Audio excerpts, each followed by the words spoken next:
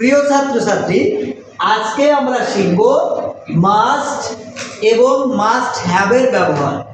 কোথায় আমরা মাস্ট ব্যবহার করব এবং কোথায় আমরা মাস্ট হ্যাভ ব্যবহার করব।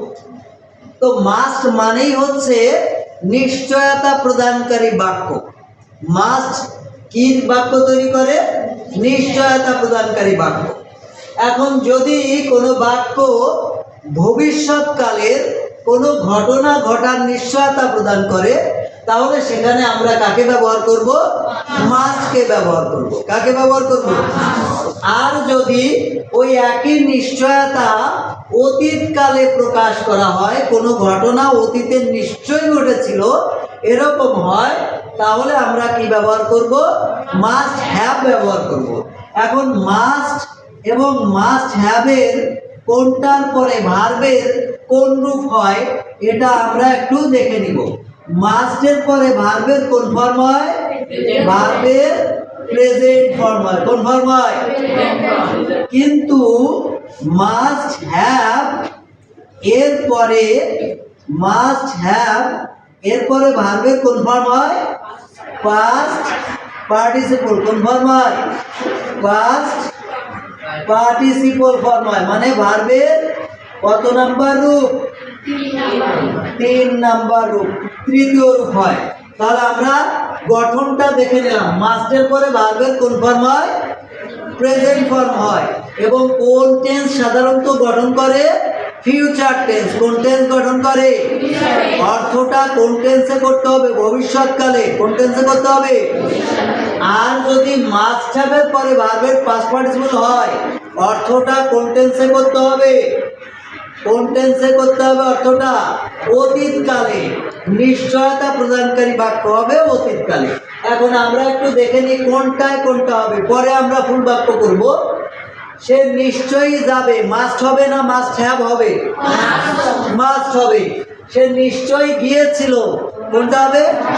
Must have. Very good.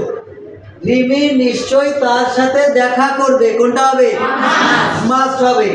Rimi নিশ্চয়ই তার সাথে দেখা করেছিল, কোনটা হবে? মাস্ট হ্যাভ হবে। এবারে আমরা পুরো বাক্য করি। সে নিশ্চয়ই যাবে, হি মাস্ট। এই মাস্টের পরে যাওয়ার ইংরেজি কি? গো। এই গোই আবার ভার্বের কোন ফর্ম? Present form. তাহলে এটা হয়ে যাবে, তাই না? He must go. ওকে, সে নিশ্চয়ই গিয়েছিল। এইবারে কি হবে? He must have.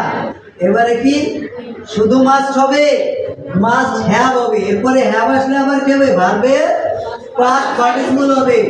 গো এর পাস্ট পার্টিসিপল কি? গন। তাহলে রিমি নিশ্চয়ই গিয়েছিল, কি হবে? Rimi must have gone. এবারে কি হলো? রিমি নিশ্চয়ই তার সাথে দেখা করবে। সরি, এটা কি? সে নিশ্চয়ই গিয়েছিল, হি মাস্ট হ্যাভ গন, তাই তো? রিমি নিশ্চয়ই তার সাথে দেখা করবে। তাহলে রিমি কি হবে? মাস্ট হ্যাভ হবে না মাস্ট হবে? মাস্ট। Very good. তাহলে রিমি মাস্ট মিট। এই সাথে করার জন্য আর উইথ আনার দরকার হয় না, ওই সাবজেক্টের অবজেক্টিভ ফর্ম দিলেই হয়ে যায়। তাহলে কি হলো? রিমি মাস্ট মিট হিম, তাই তো? আর যদি এটা হয় যে রিমি নিশ্চয়ই তার সাথে দেখা করেছিল, তাহলে কি হবে?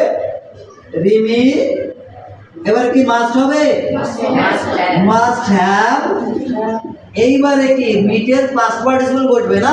মিটের পাস্ট পার্টিসিপল কি? Made. Rimi must have made him. তাহলে বুঝেছো মাস্ট কোথায় বসবে, মাস্ট হ্যাভ কোথায় বসবে। এবার যদি আমি জিজ্ঞেস করি, পারবা তো? আচ্ছা, থ্যাংক ইউ ভেরি মাচ।